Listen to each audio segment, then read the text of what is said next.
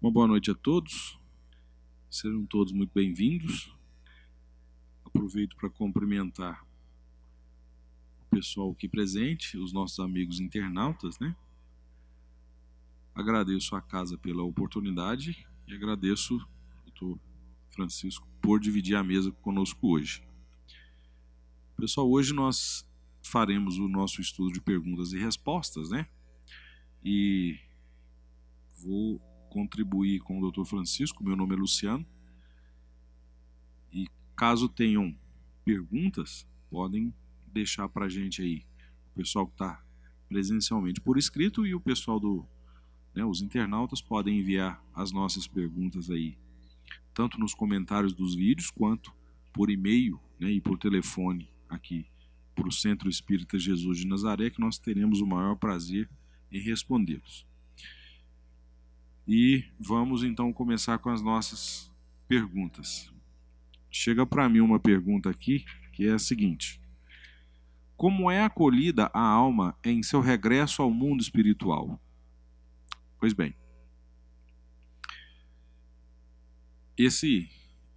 essa pergunta ela pode ter várias respostas, né? Primeiro porque depende muito do jeito que a pessoa desencarnou, o nível de evolução que essa pessoa tem, né? O estado que ela se encontrava, né, pré-desencarne, e principalmente, né, a forma com que essa pessoa levou a sua jornada aqui na Terra nessa última encarnação. Para ficar mais fácil da gente entender, uma pessoa, por exemplo, que teve um coração puro, né, foi uma pessoa honesta, cumpriu com as suas obrigações e foi uma pessoa justa, quando essa pessoa desencarna, ela é recebida pelos familiares, às vezes pelos amigos, e na grande maioria das vezes ela é recebida em tom de festa, né? Como se fosse uma pessoa que estava viajando e passou muito tempo fora e retorna à sua casa. Porque na verdade a nossa casa não é aqui, né? A nossa casa é no plano espiritual. E essa jornada que temos aqui é como se realmente estivéssemos viajando. Já uma pessoa que não tem uma índole tão boa, né, que levou a vida desregrada e que teve aí desvios nas suas condutas, essa pessoa ela vai ser recebida, ela vai ser amparada, mas não com tanta ênfase e euforia quanto esse irmão que teve a sua vida pautada na ética, né? E uma outra situação que às vezes as pessoas perguntam, né? E eu aproveito para complementar essa pergunta para onde a gente vai, né? Porque ser recebido é uma coisa, mas e para onde a gente vai? Porque na verdade a gente não vai, a gente é atraído.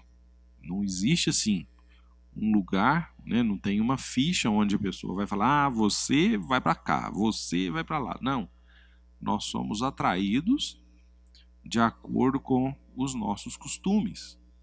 Então, se eu tenho o hábito, por exemplo, de ter uma vida desregrada, eu vou, né, para perto das pessoas que assim o são também, porque aquele ambiente é um ambiente que me atrai. Aquilo ali é que eu estou acostumado a fazer. Por um outro lado, se eu sou uma pessoa caridosa, se eu sou uma pessoa piedosa, né, e que eu dispenso uma parte do meu tempo em apoio aos irmãos que precisam, eu também vou ser atraído para perto de pessoas que são assim. E a justificativa é muito simples. É porque a gente não vai se sentir um estranho fora do ninho, né? A gente vai ser atraído e na medida que a gente conseguir ir evoluindo, a gente vai passando para lugares melhores. Tanto que, dependendo do estado, né, de evolução, do estado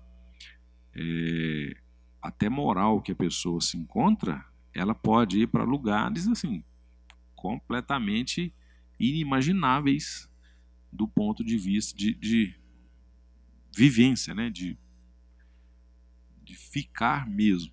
Então, aqui na casa espírita, a gente se refere a esses lugares como umbral.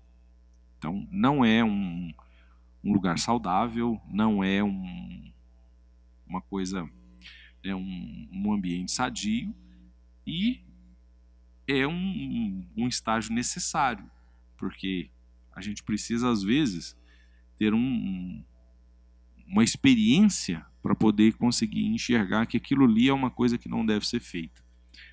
É como se fosse assim: a gente sobe numa cadeira, por exemplo, né, e corre o risco de cair. Uma vez que a gente não cai, a gente quer subir de novo. Mas a primeira vez que a gente cai, a gente vai pensar: opa, será que eu devo subir de novo? Porque é só a experiência da queda que vai proporcionar à pessoa aquela real sensação do perigo que é subir em uma cadeira ou se aventurar de alguma outra forma aí, principalmente pelos prazeres mundanos, né? Mas, para a gente finalizar a pergunta, os espíritos, né, quando eles retornam ao mundo espiritual, a sua acolhida vai depender, claro, do seu nível de evolução. Na maioria das vezes, com festa, né, com grande alegria por estar de volta em casa. E é baseado nessa informação que a gente deve sempre procurar fazer o nosso melhor para que a gente, no retorno ao nosso lar, que estejam lá os nossos entes queridos, amigos, né, para nos receber e para confraternizar conosco o nosso retorno, né? Doutor Francisco, fique à vontade para complementar. Sim. A grande verdade é que realmente se é atraído de acordo com a conduta, né, de acordo com o nosso pensamento, o proceder da vida que a gente leva enquanto está aqui encarnado. E o pensamento aí é o grande canal condutor, né, dessa questão da atração. E naquilo em que tiver meu pensamento atuando, certamente é o que vai, então, conduzir a esses locais distintos. Bom, aqui me veio uma pergunta sobre o tema de um estudo anterior, caridade. E a indagação que é feita é: o que é a caridade segundo o Espiritismo? E a resposta a gente pode começar aqui dizendo que a doutrina espírita, de acordo com o Espiritismo, entende a caridade como um dever moral de todo homem e que não se resume apenas ao auxílio material. No Livro dos Espíritos, tratando desse tema especificamente, caridade, na questão 886, a espiritualidade, esclarecendo a indagação: qual o verdadeiro sentido da palavra caridade, como a entendia Jesus, afirma: o verdadeiro sentido da caridade é ter benevolência para com todos, indulgência para com as imperfeições alheias e o perdão das ofensas. O amor e a caridade são o complemento da lei de justiça, porque amar ao próximo é fazer-lhe todo o bem possível que desejaríamos que nos fosse feito. Então, dentro dessa conceituação do que é a caridade, na questão 886 do Livro dos Espíritos, benevolência para com todos. O que é isso? É simplesmente o que está claro aqui: ser bom para com todos, indistintamente. Ter a bondade aí como pressuposto no tratamento com o semelhante. Indulgência para com as imperfeições alheias. Indulgência aqui no sentido de tolerância, né, compreensão com as imperfeições alheias, porque nós, humanos, somos imperfeitos, né? O nosso espírito, uma vez criado totalmente simples e ignorante, ele vai se aperfeiçoando ao longo das existências. E não se tem nenhum perfeito. Aquele tido como perfeito já não está entre nós na carne. E o perdão das ofensas, que é simplesmente, aqui o termo perdão, ele é bem abrangente, porque perdoar ofensas não é simplesmente falar que perdoa, tem que viver a prática do perdão, é esquecer a ofensa e não lembrar dela a todo momento para dizer que perdoa. Ora, se eu perdoo e estou lembrando a cada momento, então eu estou revivendo isso, então é um pseudo-perdão, um falso perdão. Então, caridade aí, na própria definição da espiritualidade, está na questão 886 do Livro dos Espíritos, né? Numa explicação muito clara. Benevolência para com todos, indulgência para com as imperfeições alheias e perdão das ofensas. Isso mesmo, doutor Francisco. Me chega uma pergunta muito interessante que diz o seguinte: o homicídio é, para os olhos de Deus, um crime como é para os olhos dos homens? É.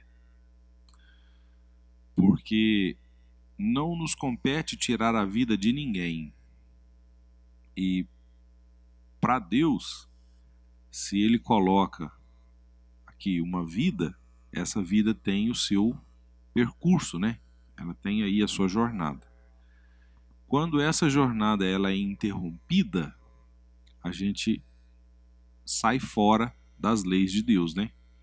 E uma vez que não estamos nas leis, nós estamos cometendo um crime. Agora, o que a gente pode falar um pouco além dessa pergunta é que existem muitas diferenças entre as leis divinas e as leis humanas. Por exemplo, para Deus existem os agravantes e os atenuantes. Então vai depender muito o motivo, né? O que realmente motivou uma pessoa a fazer cometer aquele homicídio. Por exemplo, vamos imaginar que uma pessoa sob influência de drogas, ela estava fora de si, fora de controle, e por um motivo banal começou uma discussão, que seja num bar, que seja com um vizinho, e acabaram entrando em atrito e uma acabou tirando a vida da outra. Não é o nosso intuito questionar as leis, né, dos homens, mas a justiça da terra, ela interpreta como a ação, como influência das drogas, como uma forma assim, não justificável, mas seria como se fosse um atenuante. Tipo, se a pessoa não estivesse sob o efeito das drogas, talvez ela não teria cometido o homicídio. A justiça divina já é diferente, porque para a justiça divina houveram aí duas transgressões: o vício e o homicídio. Então, a gente não pode fazer uma comparação entre a justiça terrena e a justiça divina. Até mesmo porque a justiça terrena, ela se limita a esse período que nós estamos aqui. E a justiça divina, ela leva em consideração todo o percurso que a pessoa teve em várias encarnações até aquele momento. De repente, a pessoa que foi vítima, né, do homicídio, ela já o fez em uma vida anterior. E quem cometeu sob influência de outros espíritos. Então é muito complicado para a justiça da terra entender isso, conseguir até mensurar, porque nós não temos nenhum relato das vidas anteriores. Inclusive, a gente não ter esses relatos das vidas anteriores é para nós um presente gigantesco, que às vezes a gente nem para pensar. Como não é esse o tema da pergunta, a gente não vai adentrar muito nesse assunto, porque só esse assunto a gente poderia transcorrer por algumas horas. Mas é interessante que a gente tenha consciência que Deus enxerga o homicídio como uma transgressão, como a justiça terrena. O que é diferente é que, para a justiça divina, existem os atenuantes, existem os agravantes, e que são diferentes dos motivos que são levados em consideração pela justiça da terra.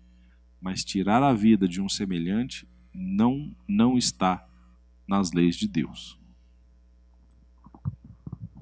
É isso mesmo. A vida deve ser preservada a todo custo e nenhum homem tem esse, a princípio, né, mesmo na lei terrena, na lei dos homens, tem esse direito de ceifar a vida de um semelhante. Ora, se para a lei dos homens, que é uma lei sujeita a falhas e falhas, há essa proibição, com mais razão ainda na lei divina, que é perfeita. Então ela tem esses casos realmente das justificativas dos fatos, não do ato, mas do fato, que a lei dos homens não consegue explicar. Justamente porque depende de precedentes aí, de eras e eras, né? Ao longo da caminhada desses espíritos envolvidos no fato, tanto vítima quanto autor, assim qualificados, cada um vai ter a sua história com esses precedentes existenciais que levaram a culminar com essa notícia esse fato homicídio, né? Então, realmente, a princípio não se aprova essa prática, mas tem lá as suas consequências e explicações, como a doutrina espírita explica tantas lacunas dos fatos existenciais, né? Abrangendo aí eras e eras. Então essa é mais uma situação em que somente aí pela doutrina espírita se consegue entender, ainda que não justificadamente, mas entender esse resultado morte, homicídio. Bom, ainda no tema caridade, me veio uma indagação. Quais são os tipos de caridade? A caridade, como já definida na pergunta anterior, e agora vemos aqui a indagação: quais os tipos de caridade? Temos duas espécies, né? Caridade, o gênero, com duas espécies: material e moral. Material com assistência ou auxílio material, seja em suas diversas modalidades, não é? É suprir a necessidade do meu semelhante dessa assistência material, aquilo que ele não tem e necessita. Desde o alimento, a roupa, vamos dizer assim, material escolar e por aí afora, uma infinidade de coisas necessárias à nossa existência aqui na Terra, existência material. E também a caridade sob a espécie moral. Moral, aí ela se divide em subespécies: verbal, mental, gestual e até mediúnica. Essa caridade moral sob o enfoque verbal se traduz nas palavras consoladoras, esclarecedoras e edificantes que nós dirigimos ao nosso semelhante quando ele assim necessita.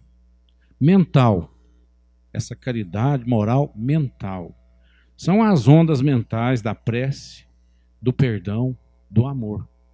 Porque todo o estudo espírita tem a prece como a ferramenta, o instrumento principal de toda a ação do espírito, né? Nós direcionamos essa vibração positiva e ela chega lá e produz o seu resultado.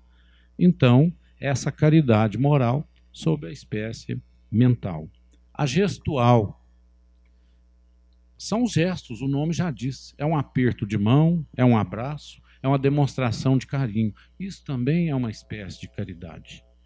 Porque muitas das vezes o nosso semelhante precisa justamente disso. Ele está carente dessa caridade moral sob a forma gestual, que para ele já alivia toda aquela angústia que ele traz naquele momento, que às vezes nos procura. E nós temos mais que a obrigação, vamos dizer assim, pessoal, nós temos uma obrigação social de promover esse bem-estar do nosso semelhante. E, por fim, a caridade moral sob o enfoque mediúnico, que é o amparo tanto aos encarnados quanto aos desencarnados, através da mediunidade. Quantos atendimentos são feitos e a gente participa, né? Vendo aí a espiritualidade necessitando dessa caridade. As reuniões mediúnicas são, em essência, essa prática maravilhosa de muita luz, de muito amor, caridade em essência. E também o amparo aos encarnados, que trazem os seus problemas, as suas perturbações espirituais, e nas casas espíritas recebem esse amparo, essa caridade, na busca e solucionando esses problemas que são trazidos até aqui, que é o local exato onde realmente tem que ser trazidos para essa solução pacífica, de paz, de amor e de luz, encaminhando aí o espírito ao caminho da luz e deixando mais leve e suave o caminho do encarnado na sua jornada, enquanto essa marcha evolutiva estiver em atividade. Então aí está as espécies, né, os tipos de caridade. É o que entendemos assim. Perfeito, doutor Francisco. Inclusive, sempre que eu ouço algum questionamento relacionado aos tipos de caridade, né, eu acho interessante a gente falar de um trabalho, né, uma prestação de serviço que a casa oferece para a comunidade, que eu acho muito bacana e muito importante, chamado acolhimento fraterno, né? O acolhimento fraterno é a gente tentar entender o que a pessoa sente naquele momento, qual que é a angústia, o que a perturba, né, qual é a desordem que encontra, né, qual é esse grau de desordem que a vida dela se encontra naquele momento, para a gente conseguir, de uma certa forma, talvez até simples, né, mas que seja um ponto de partida, orientá-la a procurar um determinado profissional, que seja um médico, que seja um psicólogo, que seja um outro profissional de saúde, ou que seja um outro profissional, mas que a gente consiga mostrar para ela que para tudo se dá um jeito, né? O que a gente não pode fazer é achar que estamos perdidos e que nesse momento nada pode ser feito. E o curioso é que não raro a gente vai atender as pessoas e elas falam. E no final a gente fala: o que eu posso fazer para você? Aí ela fala assim: não sei não. Não precisa fazer nada não. Porque na verdade a pessoa precisava só de falar, né? Ela precisava de alguém que lhe desse atenção para ela tirar de dentro dela aquilo que estava incomodando. Uma vez que ela já o fez, ela já estava, né, com o problema resolvido. E o que é esse gesto de ouvir, como o próprio doutor muito bem disse? É a caridade. Não é só quando a gente doa bens materiais, né? Quando a gente doa tempo, quando a gente faz gestos, e exatamente como o doutor bem disse. E o ouvir, né, a pessoa, né, é uma forma de caridade, inclusive muito válida, né, doutor? Porque tira as pessoas, às vezes, de um estado até perigoso. Porque em muitos casos, a pessoa até pensa em fazer um mal maior. Mas quando ela é ouvida, quando ela é percebida, aí ela já se sente mais útil, né? E consegue colocar os pés no chão de novo e voltar a caminhar sozinha. Pois bem, passando para a próxima pergunta, quantas vezes eu posso reencarnar? Essas vezes são todas no mesmo lugar? Interessante essa pergunta. Olha, não existe um número matemático estipulado, né? Olha, cada espírito pode reencarnar 100 vezes, 200 vezes, não existe esse número. Agora, alcançar a evolução, aí vai depender muito de cada um. Porque o que acontece? Nós temos a oportunidade de aprender. Se a gente quiser aprender, a gente aprende e a gente vai caminhando na evolução, e quanto mais próximo da perfeição a gente conseguir chegar, menos necessário é a gente estar aqui encarnado. Agora, mesmo se eu não quiser aprender, alguma coisa vai acontecer que eu não posso ficar estagnado no mesmo lugar. Ou que você vai para um outro lugar, ou que você vai ser inserido em uma nova família, alguma coisa vai acontecer.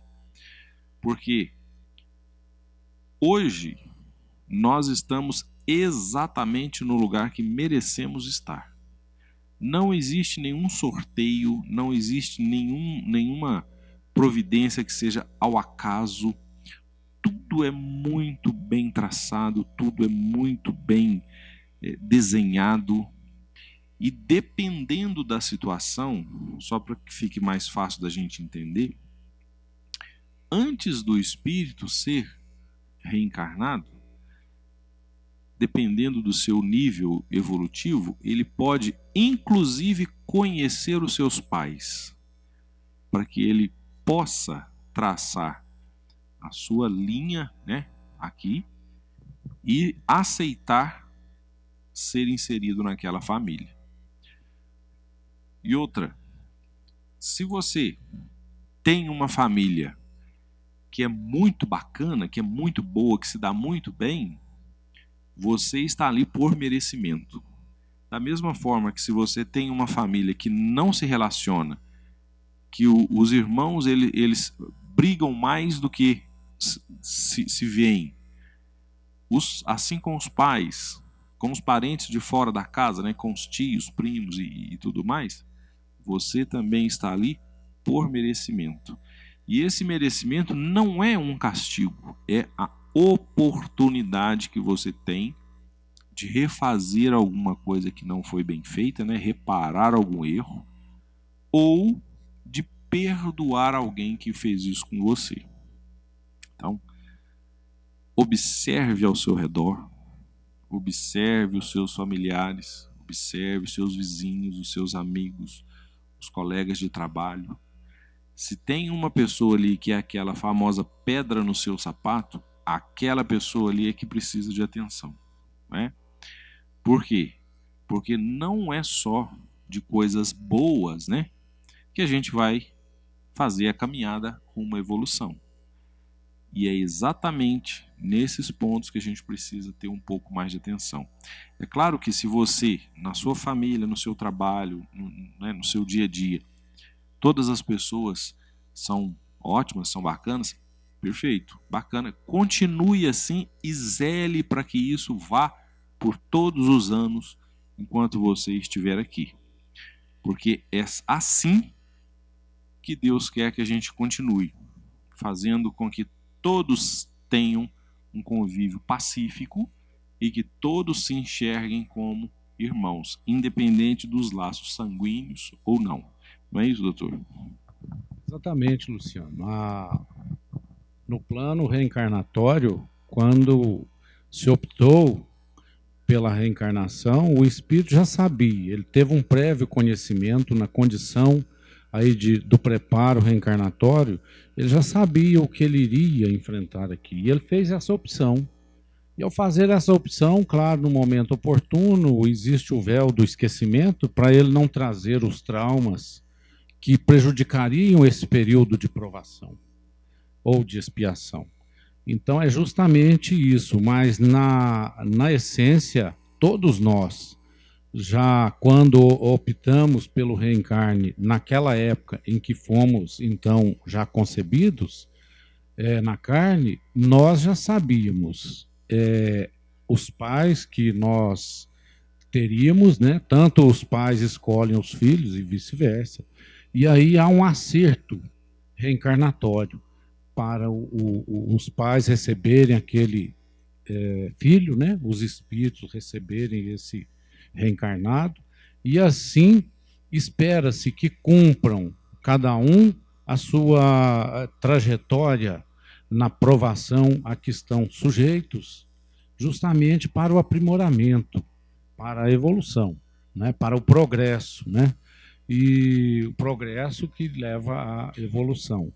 Então, disso tudo, a gente já tira a conclusão de que a nossa permanência como reencarnados já pressupõe situações difíceis a serem enfrentadas. Talvez maiores ou em igual proporção a situações boas, mas sempre existentes e a cada momento latentes aí à nossa frente. Porque é justamente disso que vai depender a nossa evolução. Justamente superando essas dificuldades é que vamos dar prova de que passamos realmente, vamos fazendo direitinho o nosso dever de casa. Porque tudo isso nós já contraímos em pretérita existência e estamos aqui para esses acertos.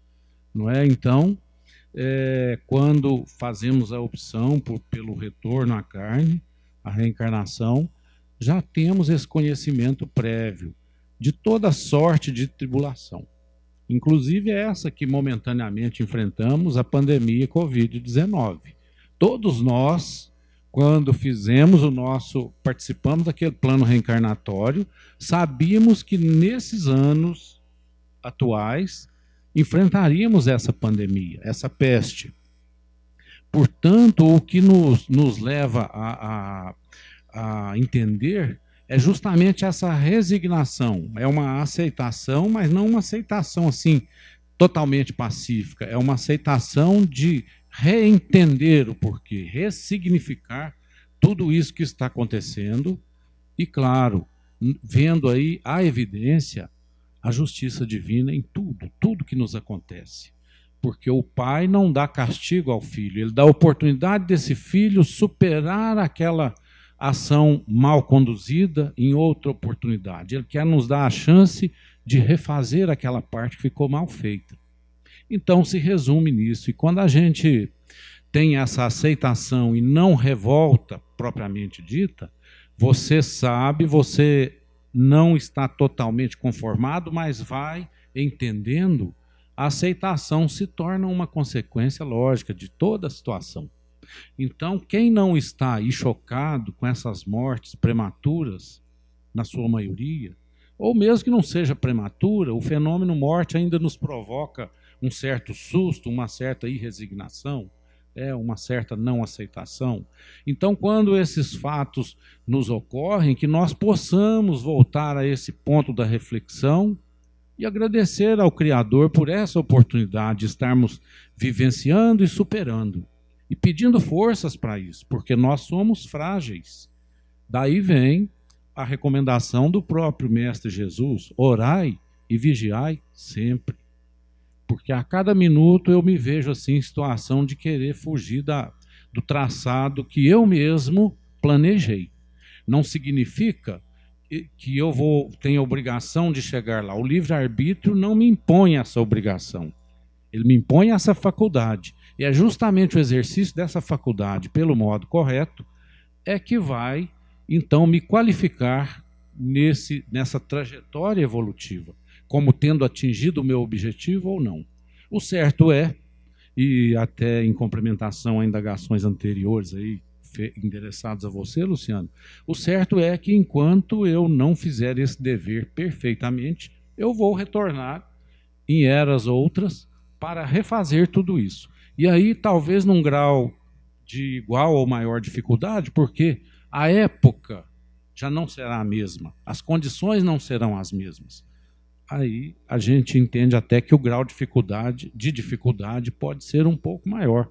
Mas nem por isso eu estaria ali afastado da minha responsabilidade, desse refazimento das minhas falhas através da melhoria das minhas condutas nesse caminhar aqui pelo planeta Terra, onde nós optamos por reencarnar.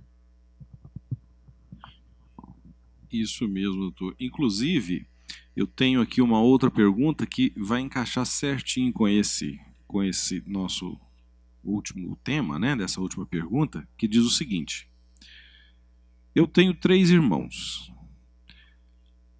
Um deles é muito diferente de nós. Nos damos muito bem, mas os outros 2 não o aceitam. Existe alguma explicação espiritual? Existe. E olha só, é exatamente o que o doutor estava falando. Nós não vamos, não estamos aqui assim ao acaso. A gente não chega de paraquedas em lugar nenhum. Existe um estudo anterior, né? A pessoa traça a sua linha ali. Dependendo do seu nível evolutivo, ela chega a conhecer. Os pais conhecem os filhos que terão antes dos próprios pais estarem encarnados. E a espiritualidade ela é tão sábia que ela pode usar esse seio familiar em apoio à evolução dos espíritos.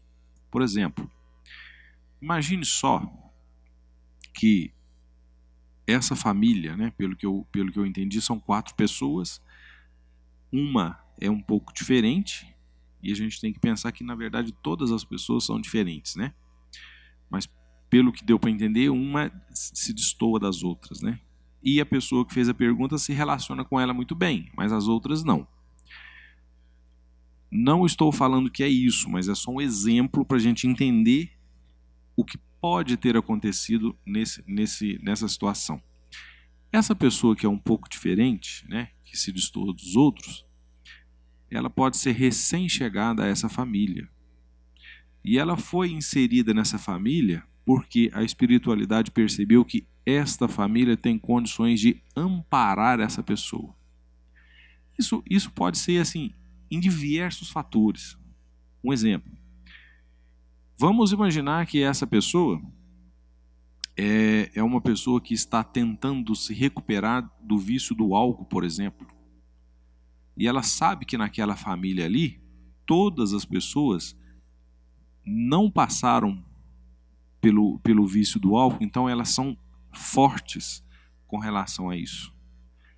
Essa família é muito indicada para amparar essa pessoa que deseja se livrar dos vícios do álcool.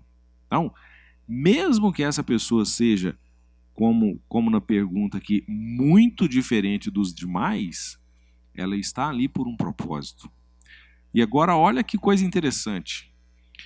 Se vocês se dão bem, né, a pessoa que fez a pergunta com o filho que é diferente, pode ser que você já passou pela experiência do álcool. Então você sabe o que aquela pessoa está sentindo, só não sabem o que, né? Como o doutor bem disse, o véu do esquecimento está aí exatamente para ajudar nesse ponto. Mas lá dentro, né, lá no seu íntimo, você sabe que aquela pessoa precisa de ajuda porque você já foi ajudado. Vai que na encarnação anterior a família só tinha 2 filhos. Você foi o estranho. Aí você foi amparado, conseguiu se livrar dos vícios e agora são 3. Nessa encarnação vocês ganharam o 4º. Não quer dizer também, né, doutor, que vai vir o 5º, o 6º e assim por... Não.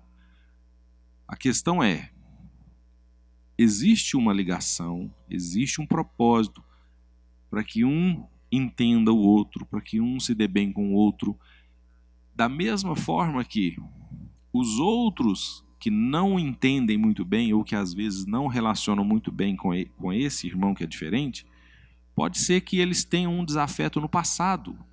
Agora vamos esquecer aí o exemplo do álcool e vamos olhar por esse lado. Pode ser um desafeto das vidas anteriores E ele foi colocado ali exatamente para conseguirem essa reconciliação.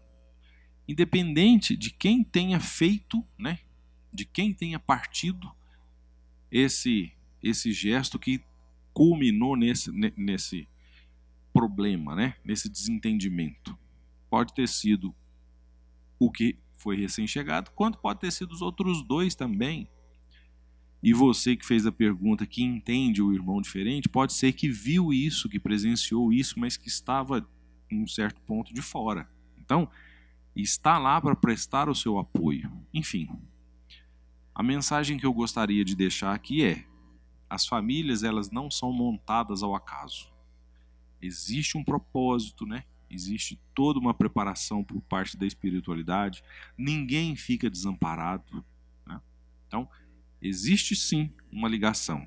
E, mais uma vez, como a gente falou na pergunta anterior, se você tem um desafeto na sua família, é ali que você vai pegar para conseguir evoluir e conseguir superar essa etapa que talvez seja o maior ponto para alcançar o próximo passo da sua evolução. Seja que seja perdoando, né? Ou que seja fazendo alguma coisa para que a outra pessoa te perdoe. Porque o inverso também é verdadeiro. Nem sempre a gente está como vítima, né? A gente pode estar também como o autor. Não é isso, doutor? A princípio, a instituição família é justamente, vamos dizer assim, que vigora um princípio aí de que a família se constitui num acerto, num ajuste entre espíritos, né? Agregados ali naquele nicho familiar, justamente para esses, vamos dizer assim, acertos e contas entre espíritos que nas diversas formas de atuação em vidas, em eras pretéritas, assim se posicionaram de modo a desafiar justamente essa prova de colocado ali num ambiente em que ele possa ter a oportunidade de ser resgatado. E os que vão resgatá-lo na recuperação dessa falha anterior também tenham por prova justamente essa vivência conflitante. Então, quando a gente passa a entender tudo isso, logo vem a chamada indulgência, né? Que é uma das, vamos dizer assim, dos itens da definição caridade. Indulgência com as imperfeições alheias, porque nós temos que olhar por aí. Há imperfeições, sim, mas deixa eu tentar entender. Quem sabe falta pouco aqui, eu vou tolerar, eu vou relevar certas atitudes, certas condutas, porque aí eu vou demonstrar que o caminho não é esse. Ao invés de conflitar, eu vou então oferecer uma oportunidade de remodelação dessa conduta conflituosa. E assim a evolução nos exige a cada momento, né, o progresso moral, o conhecimento, à medida em que eu vou estudando, entendendo e me abrindo para tudo isso, é que eu vou atingindo aí a escala evolutiva, porque eu estarei crescendo, progredindo em conhecimento, quando eu estudo, procuro entender, busco indagar e buscar assim, junto a quem tem condição de me dar essa luz, justamente o esclarecimento, e ao mesmo tempo vou aprimorando a minha moral. Então, são as duas coordenadas que vão traçar a minha evolução. Se eu crescer apenas em conhecimento, eu apenas progredi. Se eu crescer apenas em moral, eu apenas progredi. Para que eu possa evoluir, eu tenho que ter o crescimento, o conhecimento e o crescimento moral a um só tempo, caminhando aí, cada um na sua direção, mas sempre rumo a uma progressividade. Então, assim, a gente vai entendendo cada vez melhor os propósitos da justiça divina. Muito bem, nosso tempo por hoje acabou. Gostaria de agradecer, né, a presença de todos, agradecer aos nossos queridos internautas, agradecer também à casa pela oportunidade e agradecer ao Dr. Francisco aí pela companhia na mesa, sempre muito produtiva, aprendo sempre, doutor. Muito obrigado.